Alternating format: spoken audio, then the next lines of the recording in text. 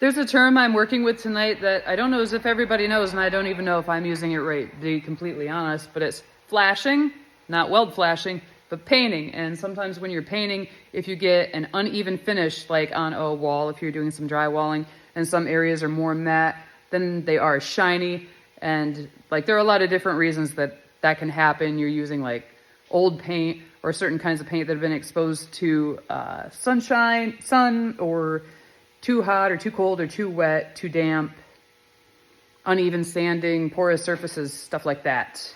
But the first time I ever heard it was with primer, and it's when it flashes over. And in the case of my little pumpkin buddy here, the primer was shiny when I sprayed it on, but there comes a time when it kind of flashes over and becomes this matte finish.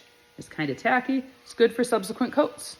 My favorite story about flashing over primer, I think, was when a friend of mine told me that he was a young man being foolish and maybe going a little bit too fast on the road. And when he saw the blue lights go on, he took off and he made it all the way to his friend's house. And he was a teenager, and this friend was like in his 20s, and he'd been working on a car in his garage. And so they threw the tarp off and they started priming it, and like they threw the hood up. They did a bunch of stuff to act like they had been working on this vehicle.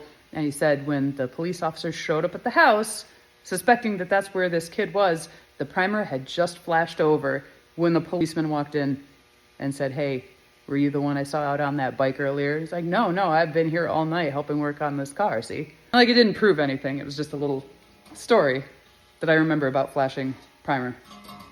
Like my pumpkin. I'm gonna go paint this one now. Y'all tell me if I'm using it wrong, please.